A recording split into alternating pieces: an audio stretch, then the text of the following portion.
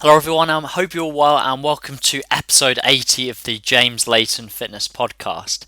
Now in this specific episode we'll be discussing 4 big deadlift mistakes. So if you remember last week I discussed 3 big squat mistakes. In this video we'll be discussing the deadlift mistakes. But in addition to that I'll also discuss how to correct these mistakes, the types of cues you should be focusing on to correct these mistakes. So without further ado, let's head straight into the podcast. Now the first big mistake I see all of the time is people having the bar either too far away from them or too close to them. So the reason why this is critical is we need to try and create that perfect straight up and down bar path. If we can do this, this will be the most efficient way to perform the deadlift. However, if the bar is too far forward, i.e. over your toes, the bar path is actually going to be a curve towards you. Again, an inefficient way to perform the deadlift. Conversely, if the bar is actually too close to you, i.e. the bar is immediately above your ankles, you're more than likely to scrape your shins and or work around your knees to complete the deadlift. Again, we're not creating that straight up and down bar path. So what you really want to focus on doing is having the bar over your midfoot. This is where you want the bar position to be. So focus on bringing your feet underneath the bar, focus on having that bar immediately above the midfoot, and then you can go into the deadlift position. What will naturally happen is because your knees will naturally track forward slightly, because you'll have a slight forward lean with the shins will actually touch the bar. However, make sure that you've actually set the feet first, because what most people do incorrectly is they bring the bar up against the shins, but the bar is actually going over their ankles. However, make sure that the bar is over the midfoot and then you set into the deadlift position and then the shins touches the bar, and then from that angle there, because when you pull the weight off the floor, naturally your legs will start to straighten, therefore allowing the bar to go in a straight up and down bar path. However, if the bar is actually starting over the ankles, you're going to be in a position where you'll be scraping your shins and also working around the knees. So make sure that bar is over the midfoot, and then as you set up, focus on resting the shins up against the bar. Now the next big mistake I see all too often is the hips starting too low within the deadlift.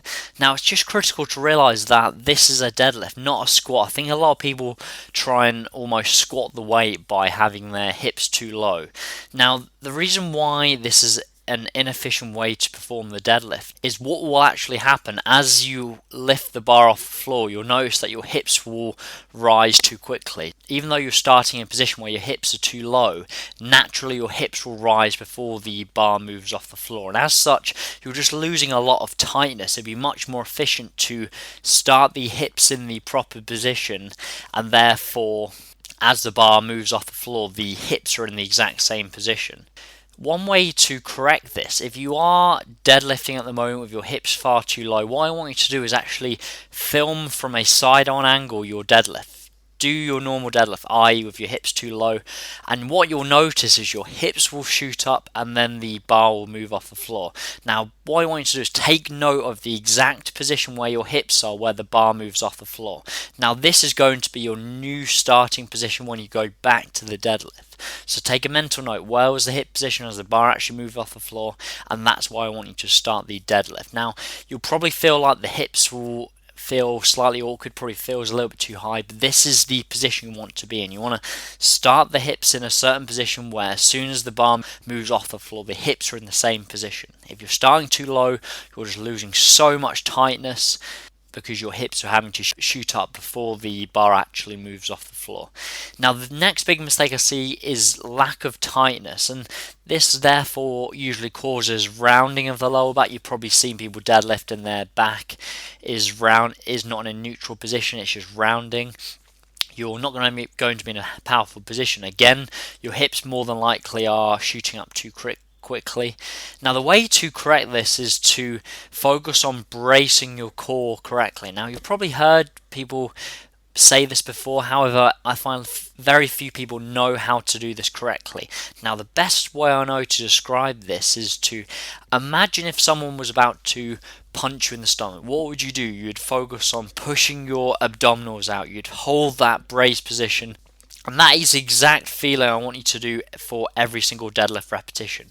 So before you even move the bar off the floor, you're going to have a big deep breath. You're then going to push your abdominals out, push your stomach out. Imagine someone's about to punch you, and you're going to hold that position until you've completed a full rep. So that therefore means you've moved the bar off the floor and then you've lowered the bar back to the floor. Once you've done that, you can then breathe out and then repeat the process, i.e., having a big deep breath, bracing, and then performing the deadlift. And this will really help dramatically. This will correct a lot of the back rounding. This will also help to prevent the hip shooting up too quickly. You'll be in more powerful position, will be in more of a stable position as well. Additionally, if you're wearing a belt, what I want you to imagine you're doing is actually pushing your abs up against the belt. That's the feeling you want to create. If you are wearing a belt, it's a really nice feeling to have because you can feel where the belt is. You can consciously feel whether you're actually bracing up against the belt or not. So make sure you're doing that. Another point with regards to tightness, you really want to focus on creating upper back tightness as well. And a good way to do this is to focus on squeezing your shoulder blades together, trying to keep your chest up, trying to pull your shoulders back. This will help to keep the upper back tight. In addition to this, one thing I heard from Layton is you almost want to imagine that someone is trying to tickle your armpits. And if someone's trying to tickle your armpits, what would you do? You'd focus on naturally pulling your shoulder blades together. You'd focus on pulling those deltoids back. You'd focus on pulling that chest up, and that is the feeling you want to create. So try and keep your arms tucked in by your side, your elbows tucked in by your side. Squeeze them shoulder blades together. Keep that chest tight and pull them shoulders back, and that will help to keep the upper back tight, and that will also prevent the back from rounding within the deadlift. Next big mistake I see is people having the scapula either in front or behind the bar, and this is essentially where the shoulder is. So make sure if you're watching from a side angle that your scapula, where the shoulder is approximately in line with the bar. It's not too far in front, it's not too far behind, because the reason why this is critical is that bar will not move until the scapula is actually in line. Hence why you see lots of people start in a deadlift position and then suddenly they're jolting backwards or forward. This is because that bar will not move until that scapula is in line with the bar. So actually focus on having the scapula in line before you even pull the bar off the floor. And how you do this is record your deadlift from a side angle. Double check to see whether that scapula is in line. If it's not, correct this and make sure that the scapula is in line before you start trying to pull the weight off the floor. So hopefully those tips really help. These are 4 common mistakes I see all the time, so if you're doing any of these, hopefully I've given you enough information to correct this. If you're still yet to download my free ebook, How to Set Up a Nutrition Plan, if you go to jameslaytonfitness.co.uk, Layton, you'll be able to download that immediately. I'll look forward to speaking to you next week. Thank you very much. Take care.